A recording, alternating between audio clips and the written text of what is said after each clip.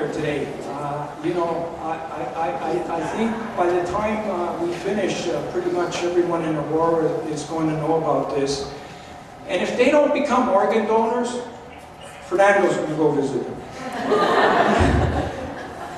But in an effort to do this, in an effort to do this safely, because, and I really emphasize on the word safely, we need the support of the police. And today, leading the way was Constable Diane Smart and her team of officers that have been doing such an incredible job of giving us an escort and helping out in every way. And our main concern is to make sure the students are safe, and they're providing that, and they just get overlooked. Our police officers get overlooked too many times. I want to take this moment to recognize your regional police and the incredible work that they're doing.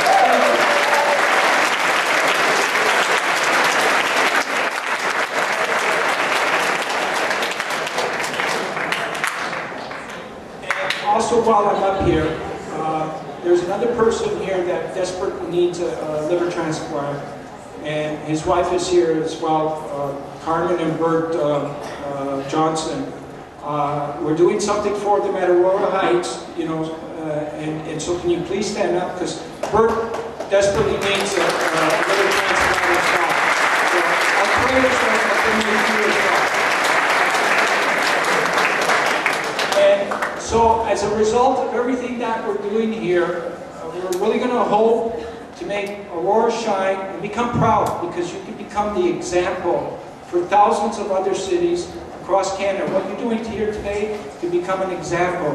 You can literally spark that light to everybody else, because if we can turn over even half the population of Canada to become organ donors, nobody needs to die on that waiting list. Nobody. So that's what we're aiming to do. So please continue the enthusiasm that you have created here today. Continue it. And one day, nobody will die on that waiting list. Now, I'm just going to get our chairperson first to just say a couple of words, and I do this on him on purpose. I kind of spring these things, but please, Councilor Ojo.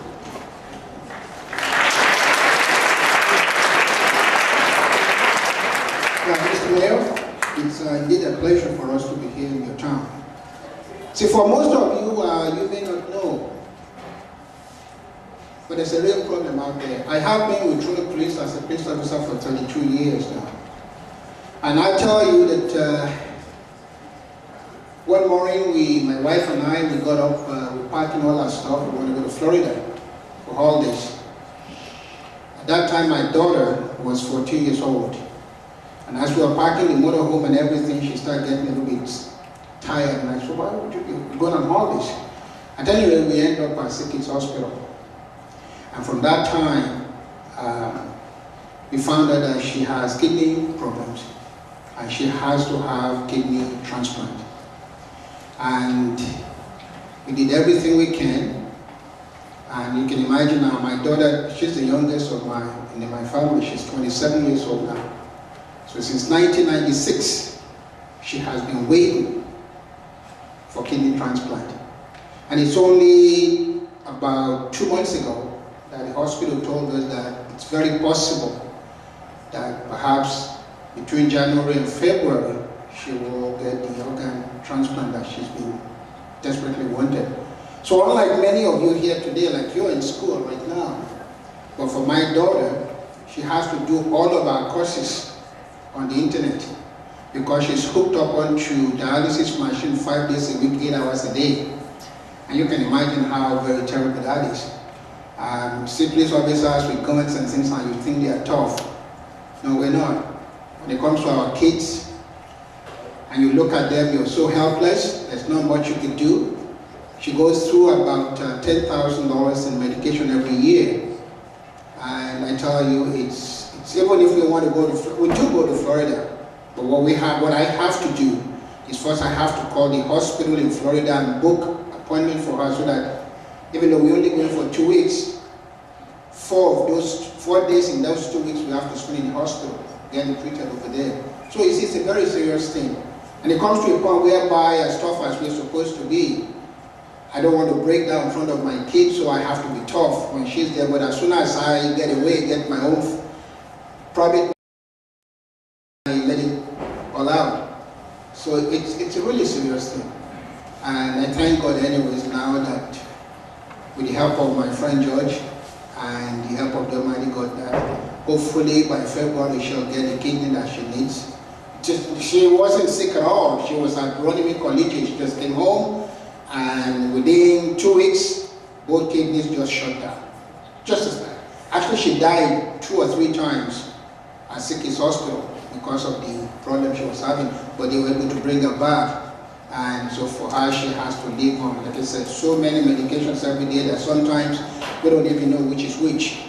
So now, our house is 4-bedroom house, but we lost 3 of those bedrooms to high loan because of all the medication that she has to have.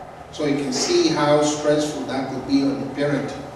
So just to let you know that whatever information you can take out there to help create more and more awareness that signing the donor card is very important, so that like since 1996, this is 2010, and we wouldn't even be getting anything until about 2011.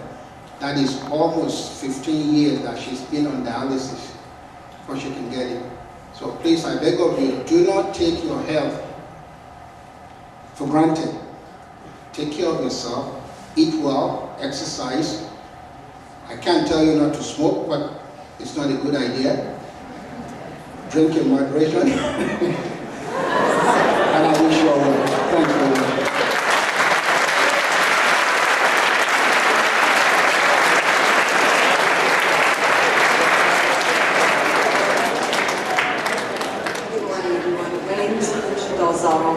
And I am so privileged and proud to be part of the Step by Step organization.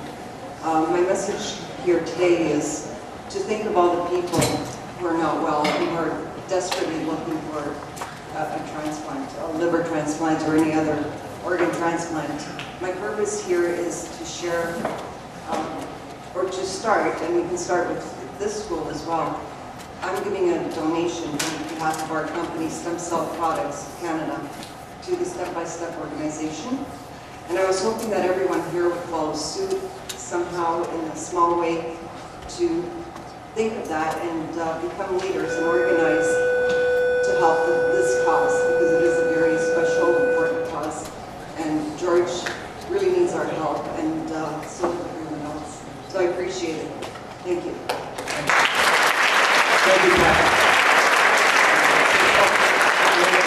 I just want to wrap it up by just thanking a few other people. The Best Western Hotel for putting me up for a couple of days to properly organize everything here, as well as Rogers for providing me with an internet stick that I was able to use. I want to let you know how to become an organ donor. It's really pretty easy. On our website, you can actually download the donor card, fill it out, and mail it. And you can also become a live donor by donating a piece of your liver or one of your kidneys.